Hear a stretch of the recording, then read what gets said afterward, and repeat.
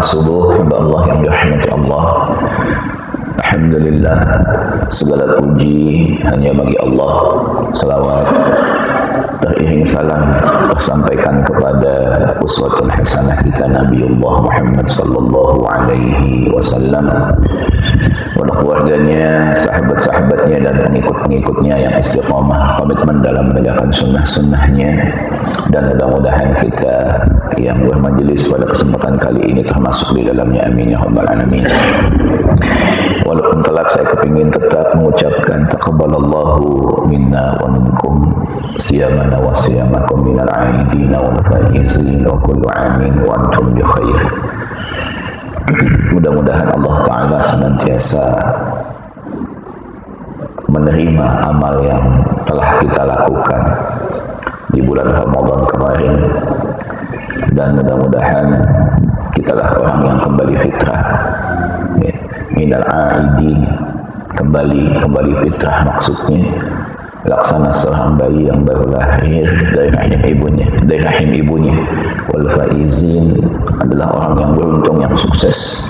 Dan kesuksesan itu di dalam Islam adalah ketika Allah memasukkan kita ke dalam surganya. Faman zuhziha 'anil nar wa udkhilal jannata faqad faz. Orang yang dijauhkan dari neraka, dimasukkan ke dalam surga, dialah orang yang sukses, yang beruntung. Dan mudah-mudahan ya, di tahun ini kita senantiasa dalam kebaikan, ya, dalam lindungan Allah, senantiasa dimudahkan untuk melakukan ketaatan dan dijauhkan dari kemaksiatan, amin ya rabbal alamin.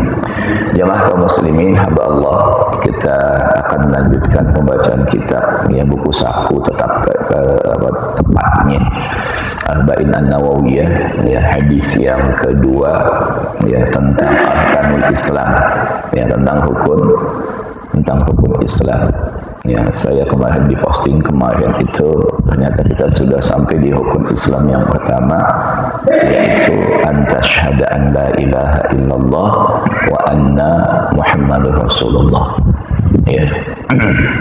Ketika seseorang yang bajunya sangat putih, rambutnya sangat hitam, bertanya kepada Nabi sallallahu alaihi wasallam, ajarkan aku tentang Islam. Nabi sallallahu alaihi wasallam mengatakan apa? Anta syahada an la ilaha illallah wa anna Muhammadur Rasulullah. Engkau mengatakan sesungguhnya tidak ada yang berhak untuk diibadahi, ya. Atau terjemahan dalam bahasa Indonesianya, tidak ada Tuhan selain Allah. Ya, tapi ini masih kemudian begitu umum. Yang rahmatullah, setelah kita kemudian membahasnya secara detail, makna ilah itu yang pertama adalah al-mahbub, yang dicintai. Jadi la ilaha illallah, la mahbuba illallah, tidak ada yang dicintai kecuali Allah. Yang kedua, la ilaha illallah atau makna ilah itu adalah al-matbu', yang diikuti. La ilaha illallah, la matbu'a illallah, tidak ada yang diikuti kecuali Allah Subhanahu wa ta'ala. Ya, kemudian yang ketiga, ilah itu maknanya adalah al-marhub. Jadi la ilaha illallah maknanya adalah la marhuba illallah, tidak ada yang ditakuti kecuali Allah. Ya, dan puncaknya ilah itu maknanya adalah al-ma'bud. Jadi la ilaha illallah, la ma'buda illallah, tidak ada yang diibadahi kecuali Allah. Ya, di tiga awal, ya, al-mahbub, al-madbu' dan al-marhub, yang dicintai, yang diikuti dan yang ditakuti, boleh di dalamnya kemudian masih ada yang namanya apa? Makhluk selain Allah. Kita cinta kepada anak dan istri boleh, kepada harta boleh, jamaah Allah, gitu ya. Tapi jangan sampai kecintaan kita melebihi cinta kita kepada Allah. Kita ikut, gitu ya, kepada makhluk masih diperbolehkan, ya, jamaah Allah, semenjak tidak menyebabkan, ya kan begitu, apa yang dilarang oleh Allah kita terabas. Ya, sebagaimana seorang istri wajib mengikuti suami, tapi dalam hal yang ma'ruf, yang baik. Begitu maksiat ditinggalkan. Begitu juga dengan takut, kita boleh kok takut dengan makhluk, ya. Kita boleh takut dengan macan, kita takut dengan ular, itu sah-sah saja. Jamaah rahimakumullah. Tapi ketika ketakutan kita kemudian menggadaikan agama kita, ya seperti itu jamaah rahimakumullah, maka ini tidak boleh. Ya, nah tapi kalau apa namanya al-ma'bud yang diibadahi, nggak boleh ada makhluk diibadahi.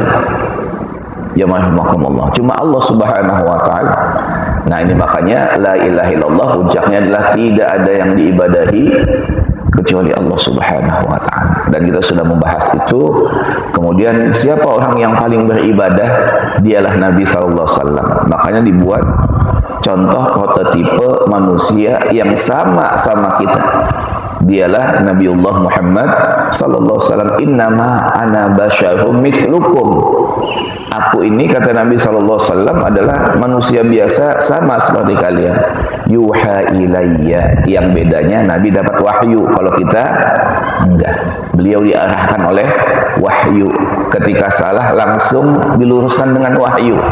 Kalau kita salah, nah ini tadi jangan rahimakumullah, kalau enggak ngaji, enggak berteman dengan orang-orang yang baik, maka kemudian naudzubillah min dzalik, sampai wafat tetap dalam kesalahan, naudzubillah min dzalik ini. Nah ini jadi itu ya jamaah rahimakumullah. Kemudian rukun Islam yang berikutnya kita tahu, wa tuqimas shalah wa tu'tiyaz zakah wa tasuma ramadan wa tahujjal bait in istata'ta ilaihi sabila. Salat, zakat, puasa dan haji. Saya tidak akan membahas kemudian satu-satu rukun Islam yang 5 ini. Jamaah rahimakumullah, apalagi terkait dengan fikihnya, pokoknya fikih salat, fikih saum, fikih zakat, fikih haji. Jamaah rahimakumullah, ya kan begitu, hukum-hukum yang terkait tentang salat, puasa, zakat dan haji. Tapi saya langsung saja menyampaikan jamaah rahimakumullah, mungkin di lain kesempatan ya kita bisa membahas fikih terkait dengan rukun Islam yang nomor 2 sampai 5 ini jamaah rahimakumullah, bahwa tujuan selain kemudian yang pertama tadi syahadat, yang 4 ini tujuannya, ibadahnya yang kita lakukan selama ini tujuannya cuma satu. Semua ibadah yang kita lakukan ya jamaah rahimakumullah, wabil khusus yang ada di rukun Islam ini tujuannya cuma satu. Apa tujuannya jamaah rahimakumullah? Akhlakul karimah. Ibadah itu wajib berbuah akhlak yang mulia.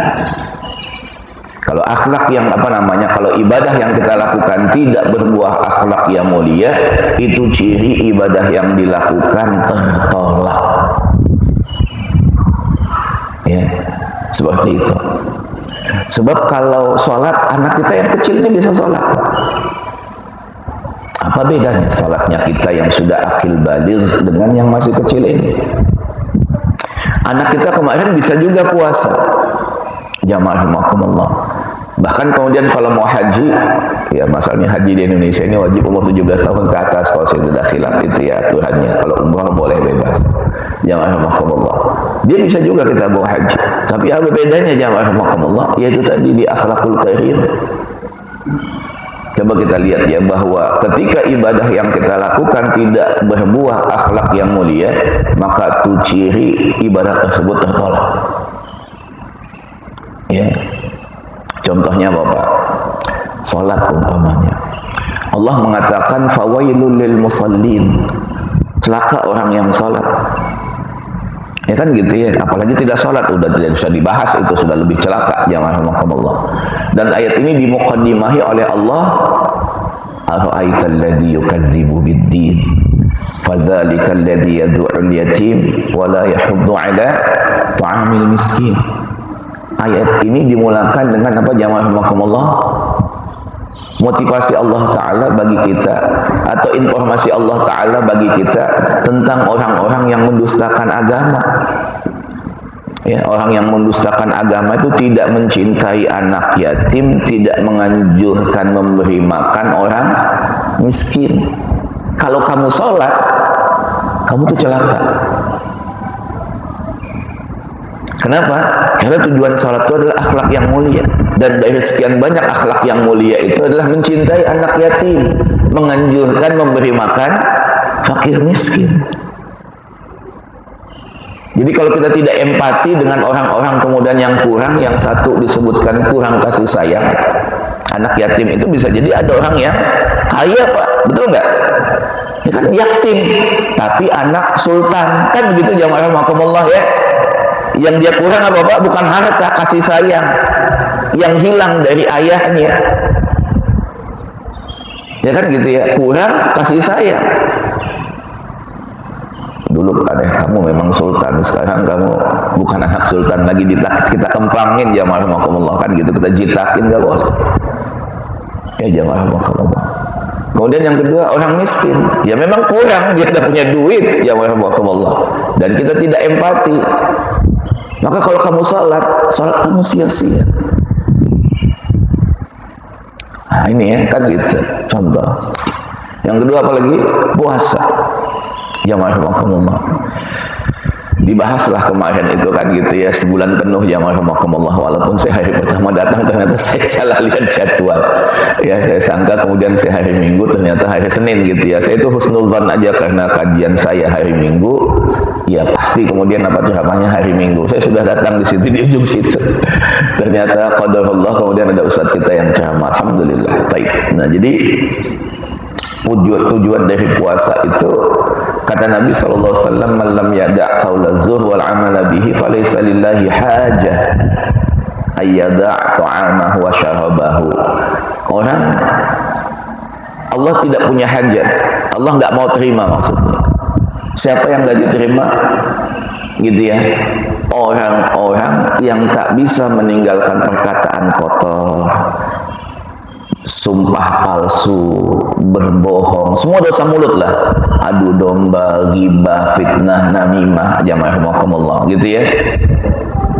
Allah tidak berhajat bagi orang yang mulutnya masih bocor, jamaah rahimakumullah, dengan semua dosa mulut. Allah nggak berhajat dengan apa yang kamu tinggalkan dari makanan dan minuman kamu, maksudnya puasa kamu, kalau mulut kamu tidak terjaga. Berarti apa Pak? Akhlakul karimah lagi. Sebab kalau tujuan puasa adalah lapar, maka orang ini sudah berhak untuk mendapatkan puasa. Puasa itu tujuannya bukan lapar Pak.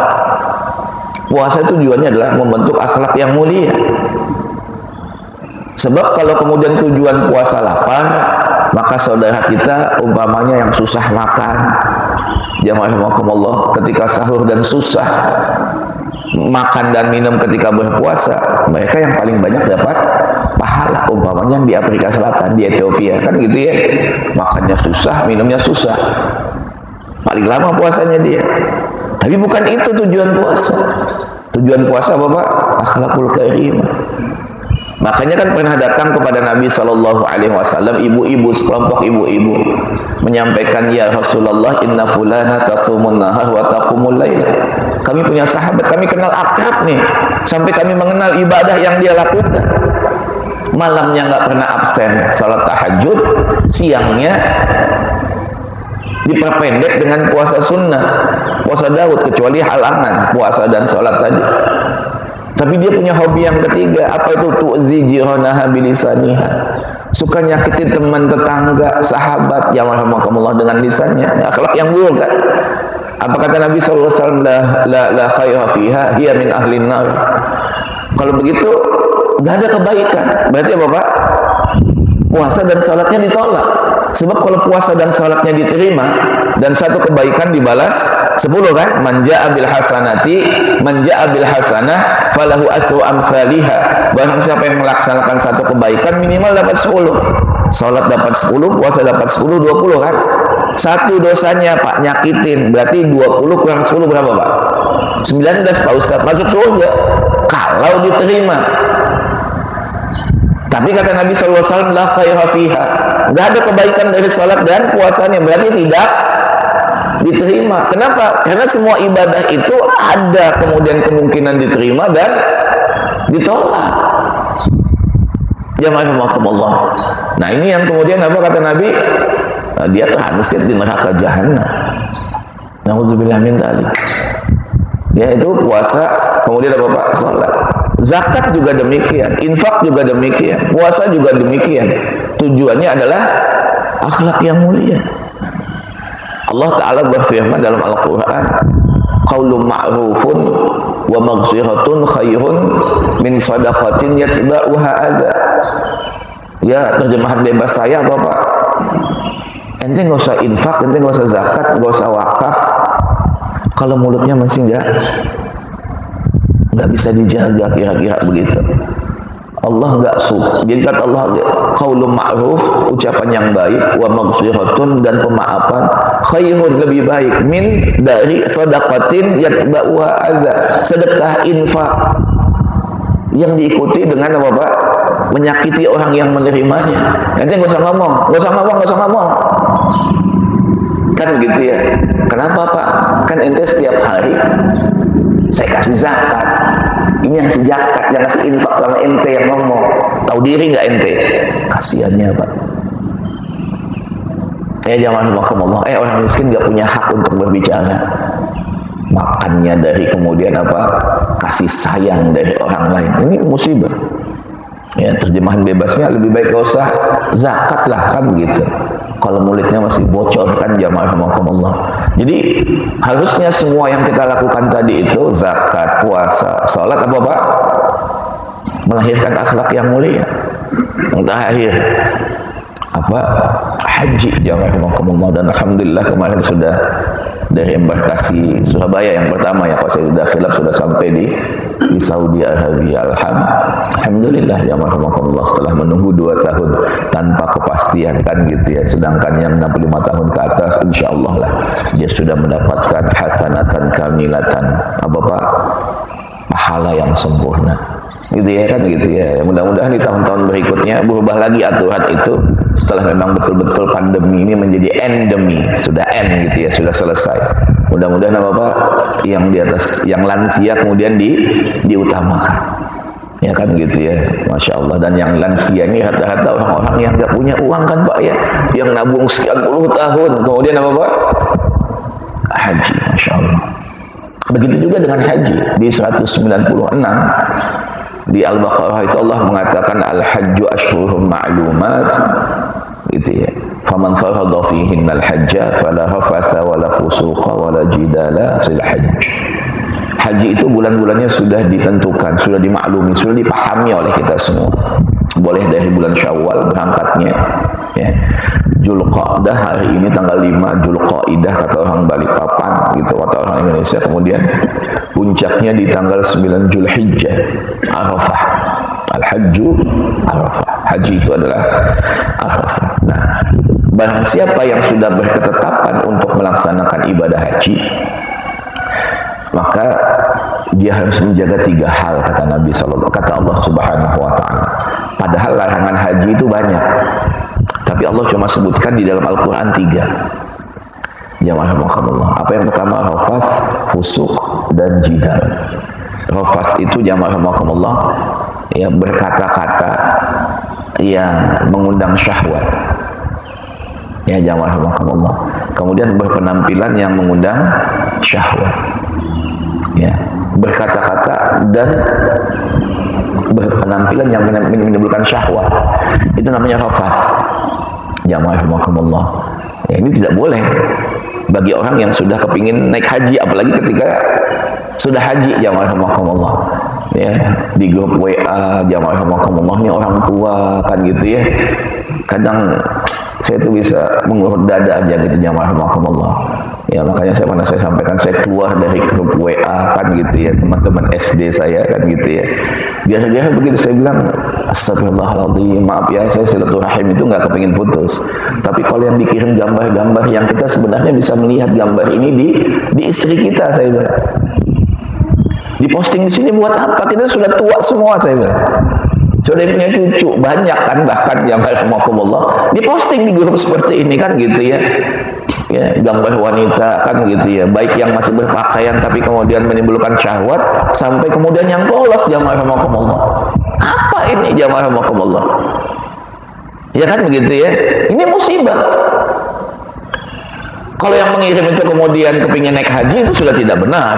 Apalagi yang sudah haji, jamaah rahimakumullah. Itu namanya rafas, jamaah rahimakumullah.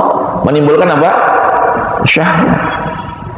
Oh, saya nggak ngefek Ustaz gambar wanita yang tak berbusana kan gitu. Kenapa? Karena saya cinta sejenis. Lebih parah lagi LGBT ini, jamaah rahimakumullah.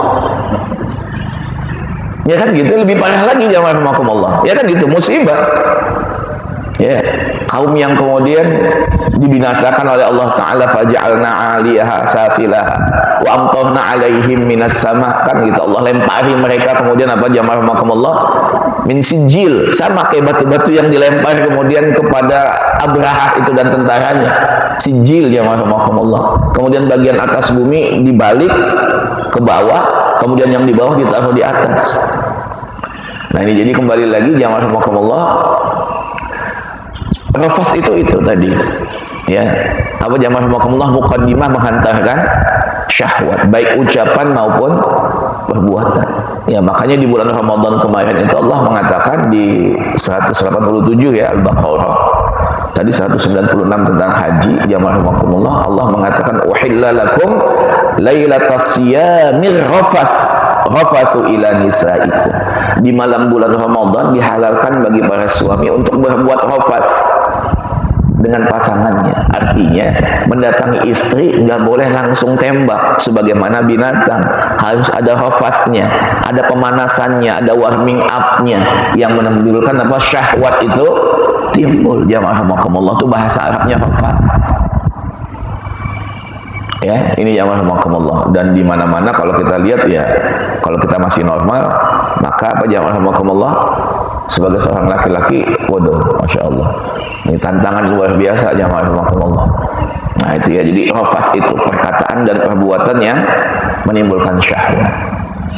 Ya, bayangin Imam Syafi'i rahimahullahu ta'ala itu secara tidak sengaja saja jamaah rahimakumullah, ketika beliau berjalan gitu ya, nggak sengaja kepingin menyelip seorang wanita yang ada di depannya, tapi kemudian qadarullah, Allah menetapkan ada angin yang bertiup kencang, tersingkapkan betis aja, dan bukan 1 jam, bukan 1 hari, sekelebatan begitu aja. Begitu kemudian beliau setoran ke guru beliau namanya Imam Waqi. Kata Imam Waqi, ayo setoran.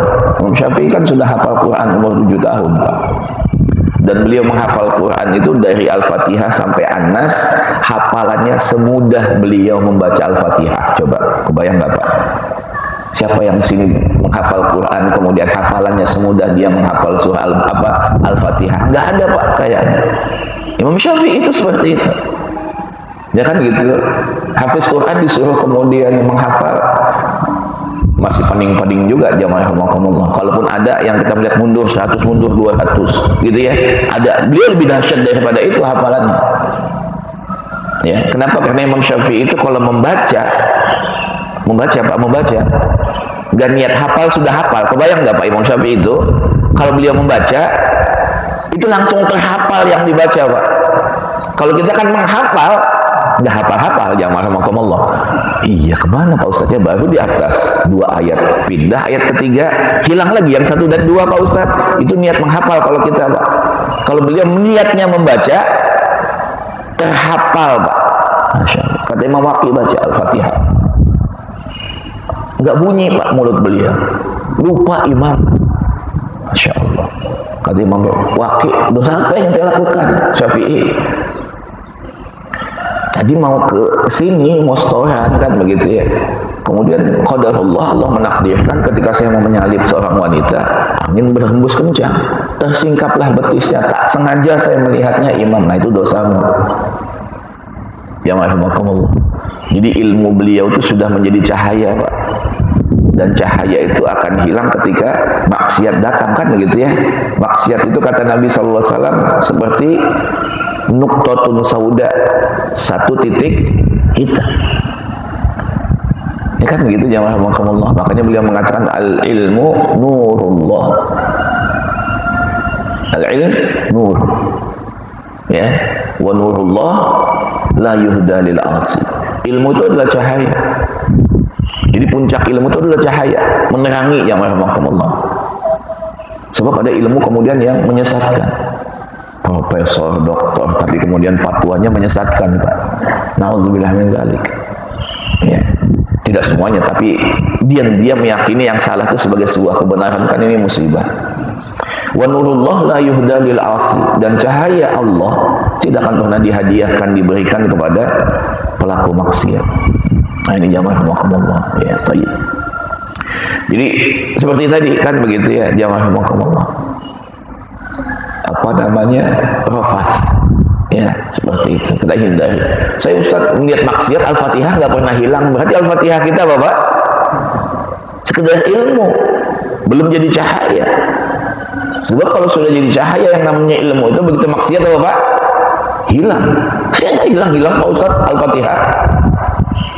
Ya kan gitu ya. Mau melihat apapun nggak pernah hilang Pak. Nggak pernah hilang kan Pak Al-Fatihah Pak? Halo? Nah itu.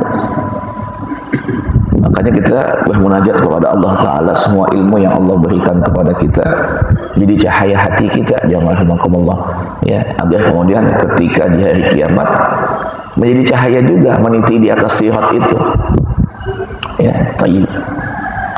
Kemudian yang kedua, kata Allah, jidal itu maksiat, kepingin taat tapi maksiat. Atau kemudian apa namanya, bukan jidal, maksudnya fusuk dulu ya, wala jidala wala rafasa wala fusuqa wala jidal fil hajj, ya. Yang kedua itu adalah fasik, ya. Banyak orang ketika berada di tanah suci kepingin taat, tapi karena kemudian waktu diajarin manasik dia cuek-cuek saja, jamaah rahimakumullah, gitu ya. Sudah ntar aja belajar di sana. Akhirnya bacaan tawaf aja dia nggak tahu. Halo, Pak, sa'i nggak tahu. Terus ngapain di sana? Muter-muter doang Pak Ustaz. Terus ngapain di sana? Ya jalan antara Bukit Safa dan Marwah. Terus ngapain ente di Arafah? Yang ngumpul-ngumpul aja pokoknya. Jangan sama. Ini fakta. Mungkin hampir 99% yang seperti ini Pak.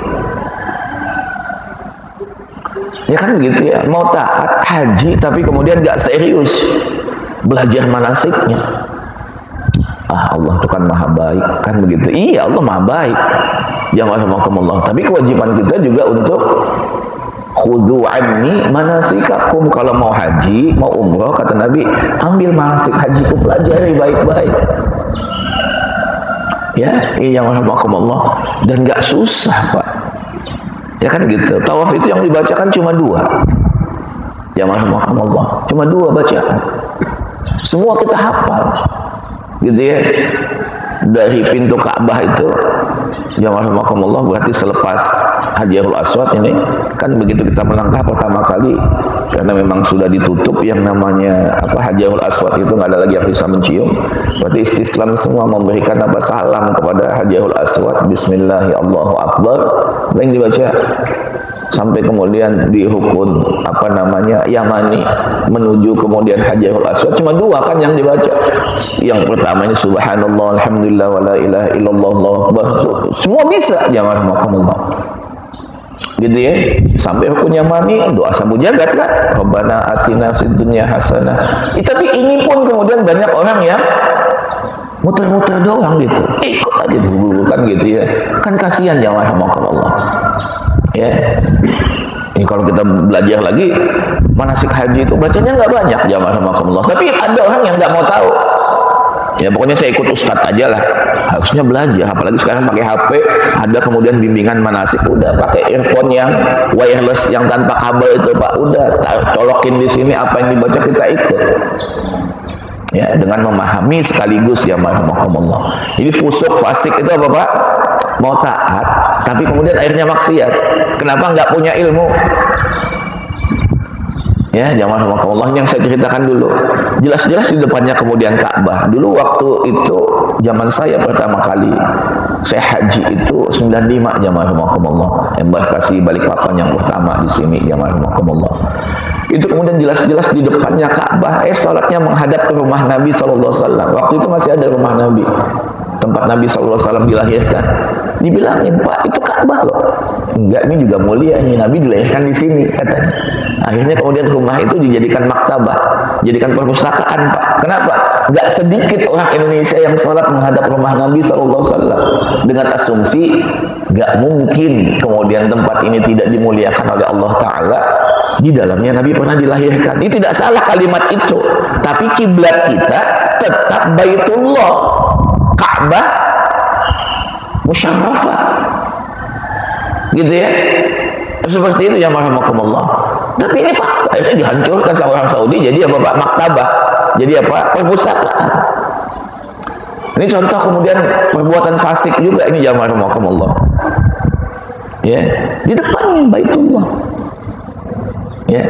Ya kalau yang kemudian saya tadi Ustaz katanya kan tawaf itu bisa melihat Ka'bah, tapi saya tawaf kemudian nggak bisa melihat Ka'bah Pak Ustaz. Yang benar kan gitu saya bilang kan gitu, serius kan gitu ya. Iya Pak Ustaz, memang tawafnya di mana itu? Nah yang Ustaz yang Safa Marwah itu bukan tawaf itu Pak, itu namanya sa'i ya, memang nggak kelihatan Ka'bah Pak. Oh, nah itu ini serius Pak, itu salah ngomong jamaah rahimakumullah. Ya kan begitu ya. Seperti itu, nggak melihat Ka'bah pantas karena sa'i bukan tawaf jamaah rahimakumullah. Kalau tawaf insya Allah melihat, kecuali kemudian di atas ya kan gitu ya, di tingkat 3 nggak kelihatan, kecuali kemudian di apa namanya di pegangannya itu kan gitu ya, di ujungnya kan gitu ya jamaah rahimakumullah. Nah seperti itu. Kemudian yang ketiga wala jidal, kata Nabi, kata Allah Ta'ala, jangan suka berdebat kusir. Ya kan debat kusir ini akhlak yang buruk Pak. Ya, bahkan ulama kita mengatakan kalau kita benar kemudian orang ngotot tentang apa yang dia katakan salah, udah diamin aja. Ya kan Pak gitu ya. Makanya ada istilah orang Arab itu tarkul jawab alal jahil jawab, gitu ya. Meninggalkan gitu ya, apa namanya, jawaban atas pertanyaan orang jahil yang ngotot bahwa dia yang benar, itu adalah jawaban. Saya dikasih tahu, tapi Pak Ustadz, tapi Pak Ustadz, tapi Pak Ustadz, udah, iya Pak, udah selesai. Ya, tahkul jawab alal jahil jawab, meninggalkan jawaban atas orang jahil itu adalah jawaban, kata orang Arab. Kenapa Pak? Karena dia tidak akan pernah berhenti. Ya, sampai begitu kita jamaah rahimakumullah di dalam Islam ini diajarkan ya seperti itu. Nah ini jadi haji seperti itu tadi jamaah rahimakumullah, mengajarkan apa Pak? Akhlak yang mulia. Ya kan gitu. Dan alhamdulillah apa jamaah rahimakumullah, dan kita harus tahu gitu ya, per kepala ini di luar kajian kita, ini sekedar informasi. Per kepala kaum muslimin yang haji jamaah rahimakumullah reguler Pak, bukan yang plus, itu tahun ini ongkos biayanya itu hampir 100 juta Pak, serius. Yang kita bayarkan cuma 30 sekian juta kan. Itu sebenarnya yang ditanggung oleh pemerintah itu hampir 100 juta. Tapi bukan pemerintah yang tanggung tuh yang iuran, bukan iuran yang sudah masukkan uangnya 25 juta itu. Itu kan berapa ratus triliun Pak. Nah itu dana bagi hasilnya Pak. Yang nombokin sekian tadi itu. Ya kan gitu ya. Sebab di Mina saja Pak, Arafah, Musdalifah dan Mina itu sekarang sewa tendanya itu Pak, per kepala sewa tendanya itu 6.000 real. Dari sebelum pandemi itu cuma 1.200 real. 6.000 real berapa coba Pak? Kali 4.000 rupiah. Berapa Pak? 20? Berapa Pak? 6 kali 6, 12, 24 juta Pak. Itu baru 3 hari di Mina Pak. Belum hotel, belum kemudian makan, belum pesawat jamaah rahimakumullah. Itu ada itemnya itu. Resmi dari Kementerian Haji dan Umrah. Bisa dilihat, yang bisa bahasa Arab lihat itu kan gitu ya. Resmi, official dari kemudian kementerian di sana, itu item biayanya. Ya kan begitu ya. Makanya kalau kemudian kita mengatakan saya tidak rela kemudian uang yang saya titipin kemarin di bank syariah untuk disetorkan untuk ONH kemudian dikelola, kan gitu jamaah rahimakumullah. Maka kalau Anda haji, Anda harus nambah lagi 65 juta. Mau? Nah, kan gitu. Itu Pak, jadi dikelola seperti tadi, apalagi kalau dikelola benar. Makanya kemarin ketika hearing dengan Komisi 8 DPR RI, ya Ustadz Bukhari Yusuf itu mengatakan kepada Kementerian Agama harusnya diinvestasikan di hotel Pak. Perhotelan di sana itu nggak pernah kemudian kosong, kecuali 2 tahun kemarin ketika pandemi. Seperti saudara kita dari Malaysia itu punya hotel itu Pak, di belakang Tower Zam-Zam itu, di dekat Royal Majestic itu jamaah rahimakumullah. Maka pokoknya dana bagi hasilnya lebih besar lagi daripada kita, jamaah rahimakumullah. Gitu ya, jamaah. Jadi kalau kita mengatakan, wah saya nggak rela, saya cuma wadiah, cuma titipan, bukan kemudian mudharabah bagi hasil, tambah lagi. Jamaah rahimakumullah. Saya kepingin menyampaikan, kalau kita nggak suka dengan pemerintah, oke, tapi adil. Kalau ada yang benar, ya kita katakan benar. Kalau tidak benar, kita katakan tidak benar. Jangan sampai kebencian kita, kata Allah Ta'ala, wala yajrimannakum syana'anu qaumin alla ta'dilu i'dilu huwa aqrabu littaqwa. Jangan sampai kebencian kita kepada sekelompok orang, seseorang menyebabkan kita tidak adil. Kalau kamu pasti tidak benar semua, kamu penjahat. Seakan-akan penjahat tidak pernah melakukan kebaikan, dan seakan-akan orang baik tidak pernah melakukan kejahatan. Kan gitu, jamaah rahimakumullah. Nah, jadi ini kita harus adil. Jadi kita sampaikan kan begitu ya.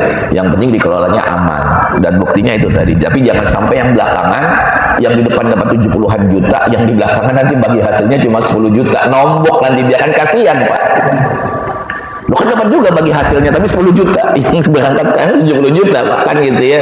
Nah, seperti itu jamaah rahimakumullah. Ini sekedar informasi, bukan kajian saja. Bukan kajian kita. Nah, itu ya. Jadi rukun Islam itu tujuannya satu, Pak.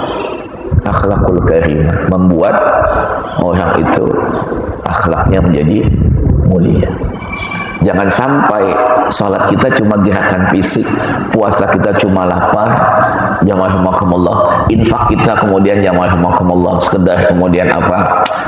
Receh, ini kan berat kantong, saya udah bagi duit kan gitu. Kenapa? Gak kepingin kantongnya keberatan. Kemudian haji menjadi formalitas. Nauzubillah min dzalik ya. Bahkan akhir zaman itu dalam satu riwayat dikatakan haji itu sekedar pelesiran. Ya, nauzubillah min dzalik, Pak. Ya, setelah haji tahun ini haji, kemudian selesai nanti bulan Dzulhijjah, bulan Muharram sudah habis, itu awal-awal Muharram sudah habis, kemudian jamaah haji yang ada di Saudi, kemudian Saudi akan buka lagi yang namanya apa, Pak? Umrah kan? Umrah itu pisahnya taksirah, bahasa Arabnya itu dulu sebulan, Pak, walaupun cuma 9 hari Bapak di sana 12 hari, itu aslinya kalau kita buka itu sebulan. Mudahnya apa namanya, tenggang waktunya ya, nanti tahun baru ini jamaah rahimakumullah, mudahnya itu tenggang waktunya 3 bulan. Saya juga sudah baca di officialnya itu ya, Kementerian Haji dan Umrah 3 bulan. Dan dulu orang haji dan umrah itu cuma Mekah Madinah kan. Nah, ini di aturan yang baru itu saya baca kan begitu ya, boleh keliling Saudi sekarang, dan waktunya 3 bulan. Jadi Bapak bisa ke Jeddah, kalau Jeddah sudah pasti kan, bisa ke Riyadh, bisa ke Abha, bisa ke Dammam, bisa ke Taif. Nggak perlu kemudian takut ada checkpoint itu dilihat, oh ini haji, ini umroh, nggak bisa pulang aja ke Haramain. Enggak. Karena Bapak, karena Saudi sudah butuh uang orang Indonesia. Kalau cuma dibelanjakan di Mekah Madinah, ya ada uangnya. Tapi kalau dibelanjakan ke Riyadh, ke Abha, ke Dammam, ya kan gitu, dan tempat-tempat yang lain, lebih banyak lagi kemudian dia akan mendapatkan PAD, kata kita, pendapatan asli daerah. Baik, itu ya jamaah rahimakumullah ya. Kemudian orang ini mengatakan apa, Pak? Shadaqta, kamu benar. Fa'ajibna lahu yas'aluhu wa yusaddiquhu. Kemudian apa?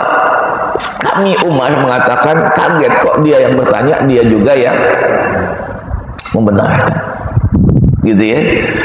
Berarti orang ini kan sudah tahu, bertanya sudah tahu. Makanya Imam Ghazali mengatakan kita bertanya atas sesuatu yang kita sudah tahu, hukumnya 2. Bisa jadi kemudian boleh, mubah. Kemudian bisa yang kedua, kata Imam Ghazali, haram. Jadi mubah, kata Imam Ghazali, kalau yang ditanya tujuannya untuk menyampaikan informasi lewat seseorang. Saya kalau menyampaikan orang nggak percaya.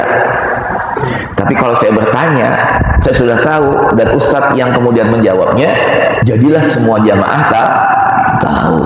Itu boleh. Umpamanya contoh, ustadz, apa hukumnya orang sedang sholat sunnah, kan gitu ya, kemudian ada orang yang melintasinya, hanya kemudian membungkukkan badan sebagai bentuk apa, Pak? Permisi, gitu kan? Beliau sudah tahu, ini yang bertanya. Tidak boleh, jamaah rahimakumullah, kita melintasi orang yang sedang sholat di tempat sujudnya, jamaah rahimakumullah.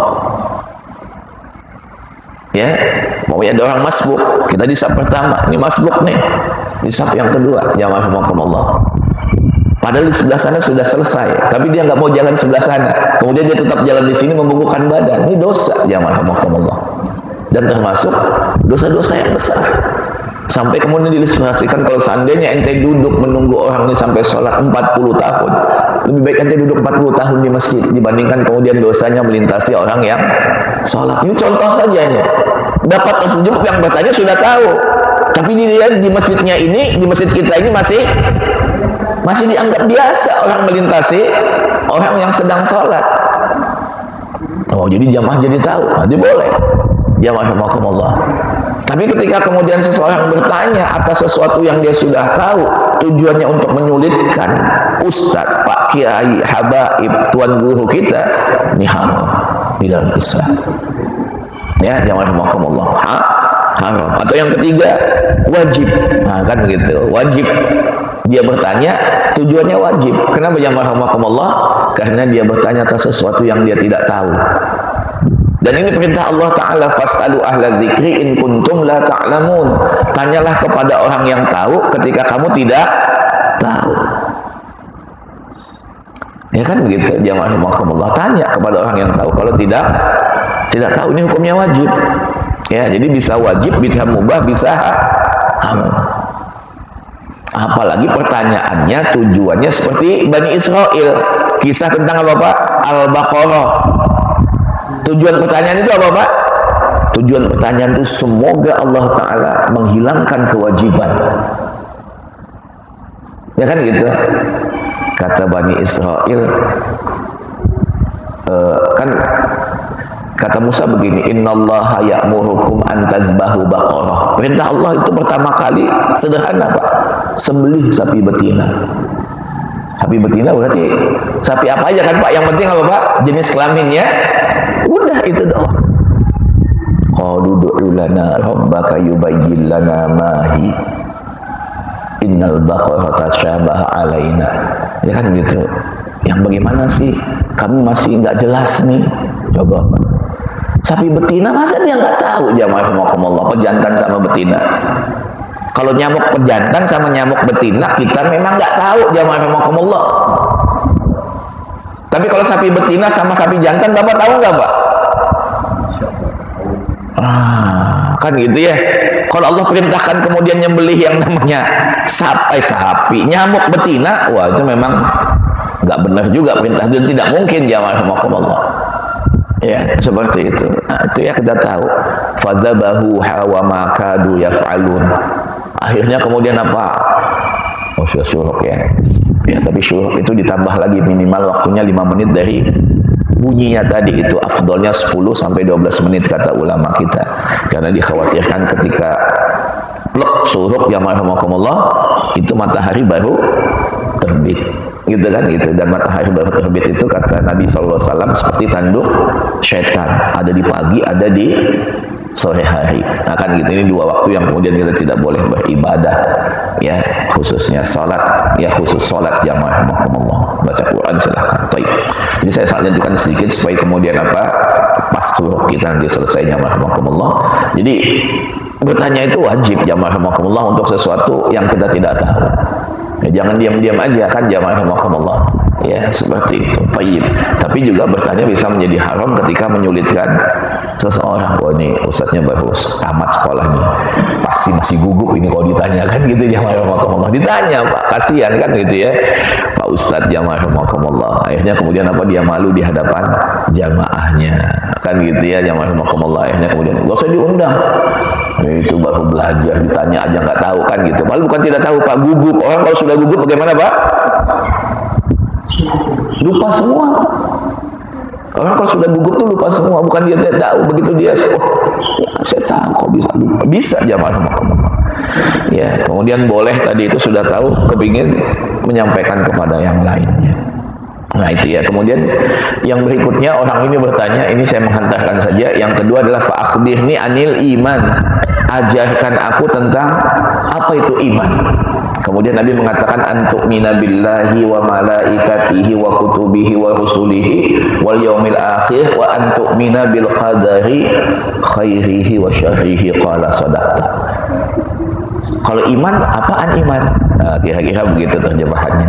Iman itu, kata Nabi SAW dalam hadis ini, engkau beriman kepada Allah, kepada malaikat, kepada kitab, kepada rasul, kepada hari kiamat, dan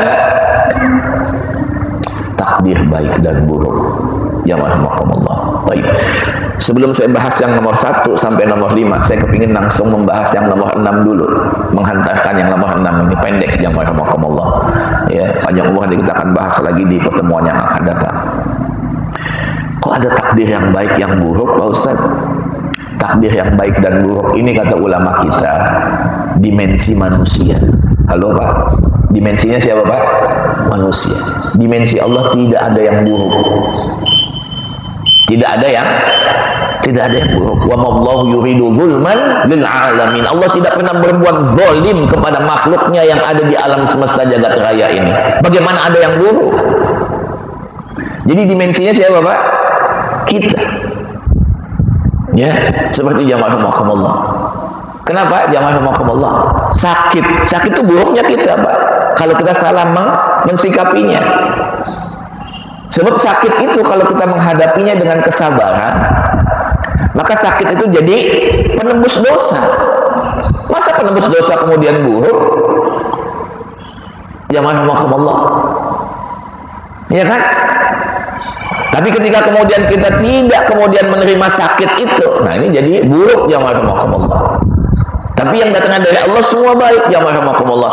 Bahkan jamaah rahimakumullah, sesuatu yang kemudian yang paling pahit dalam kehidupan ini apa Pak? Kematian.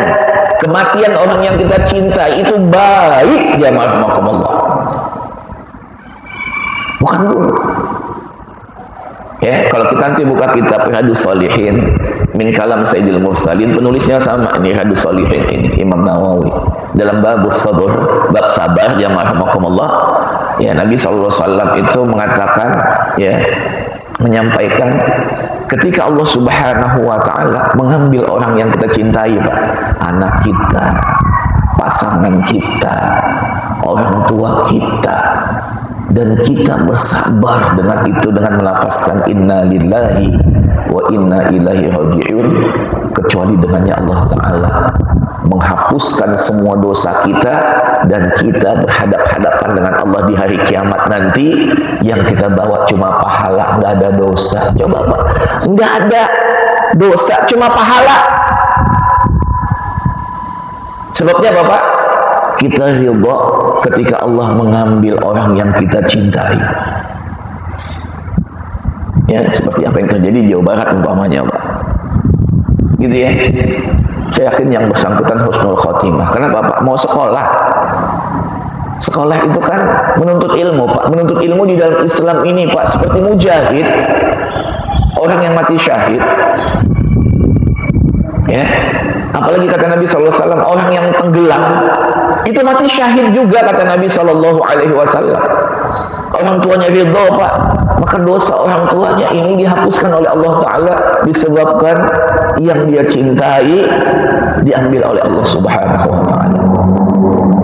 Nah, jadi takdir baik dan buruk itu dimensinya siapa, Pak? Manusia. Di sisi Allah gak ada. Maka bahasa cinta Allah itu, kata ulama kita, dua: rahmah dan hikmah.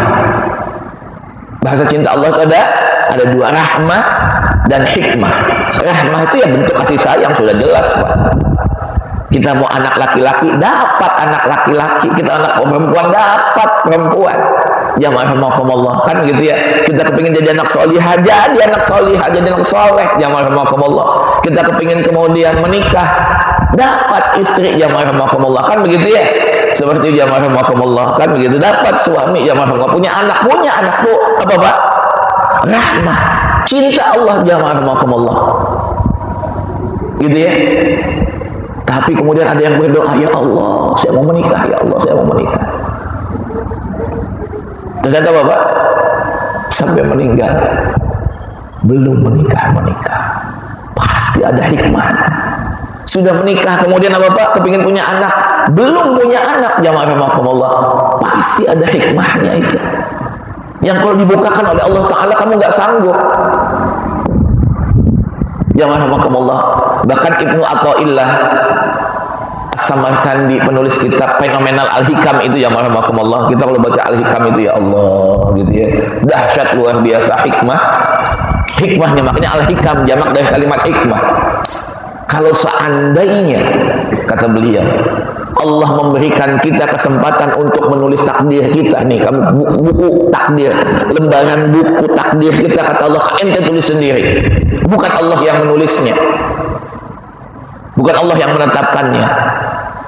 Wah, ini saya suka Pak Ustaz, punya istri 4 yang cantik-cantik seperti orang Ukraina Pak Ustaz, dan cuma tuliskan menjadi orang kaya, bangun masjid kemudian di Indonesia, di dunia kan, kita tulis semuanya kan begitu ya. Apa kata Ibnu Athaillah, jamaah rahimakumullah, pasti takdir yang ditulis oleh Allah Ta'ala lebih indah daripada yang kita tulis. Itu jamaah rahimakumullah. Coba hikmah. Wa may yu'tal hikmata faqad utiya khairan katsira. Barang siapa yang diberikan hikmah oleh Allah Ta'ala, sungguh dia mendapatkan pemberian yang begitu besar, kata Allah Subhanahu wa Ta'ala.